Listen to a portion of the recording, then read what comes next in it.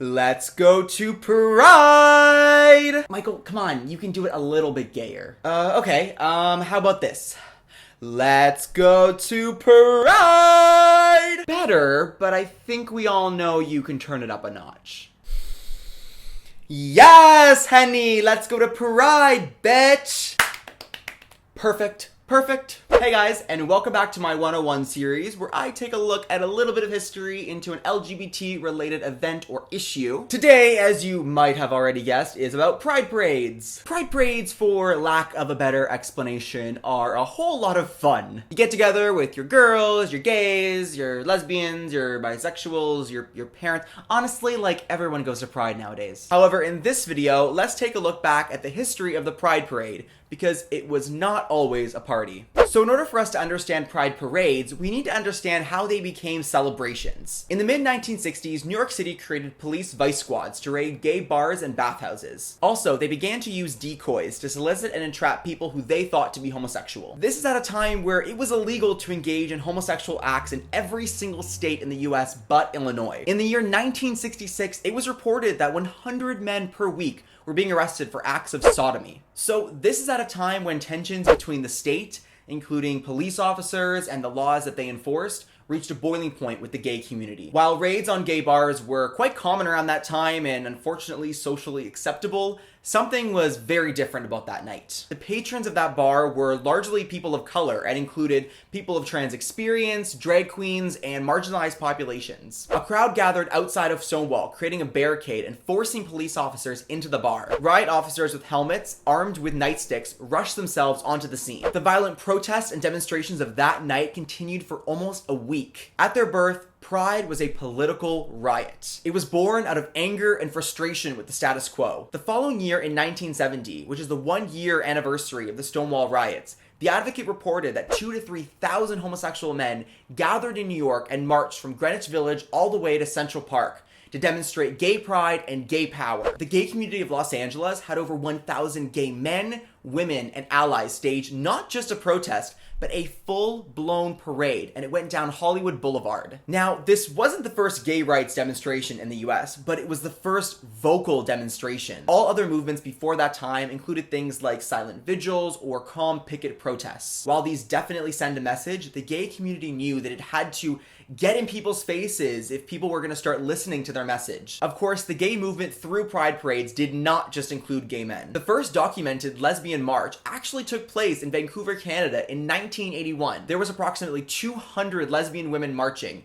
and it took place as part of the Bi-National Lesbian Conference. The first nationwide American Dyke March didn't happen until 1993, but this one included over 20,000 women. As society began to change their views on homosexuality, the LGBT pride parades began to change as well. By the 1980s, most major cities in the United States held a pride parade. These include the modern day additions that we're used to, things like dance parties and drag queen shows and celebrity appearances and larger than life floats. Don't be mistaken though, just because pride parades in the 70s and 80s and 90s were a celebration, that doesn't mean that there wasn't political aspects to them. The unrepressed nature of pride parades were meant to inspire people. They were supposed to lift people up and bring back those fighting spirits to demand social and legal change for the LGBT community. However, a huge controversy over today's pride parades is that they are too commercialized. I agree and I disagree. First, we're gonna talk about why I disagree that they're too commercialized. The LGBT community is so passionate and dedicated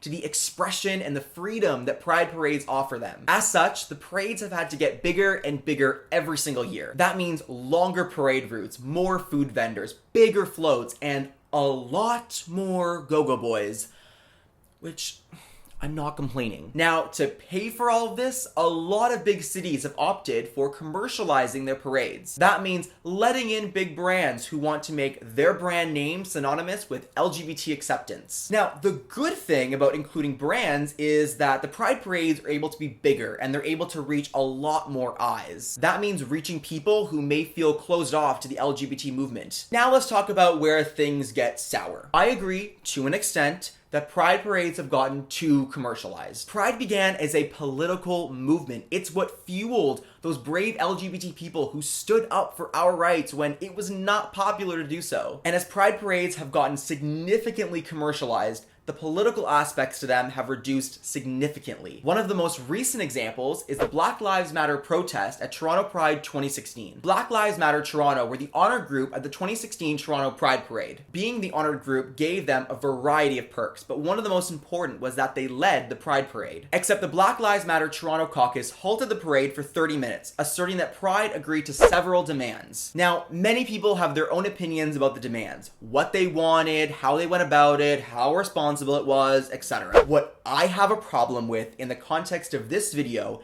is the overwhelming negative response from people of a protest at Pride. It kind of scares me that we've gotten to a point where a protest at a Pride parade is something that offends us. And, to the people who say, well, Black Lives Matter have nothing to do with the LGBT community, last time I checked, there were plenty of LGBT people of color. So yes, Pride has changed. Many would argue that it's changed for the better, and it's made LGBT issues so much more known to so many more nations around the world. But I leave you with this thought. Assuming that Pride is political, which it is, why do we stray away from making political statements at our Pride parades? Yes, Pride is a party. A very, very, very fun party. But it's also political. Thank you guys very much for tuning into this 101 episode about the progression of Pride parades. In the comment section down below, let me know, do you think Pride parades have gotten too commercialized or not political enough? Make sure to comment, rate, subscribe, but most importantly, smile. I will see you guys next time. Bye guys.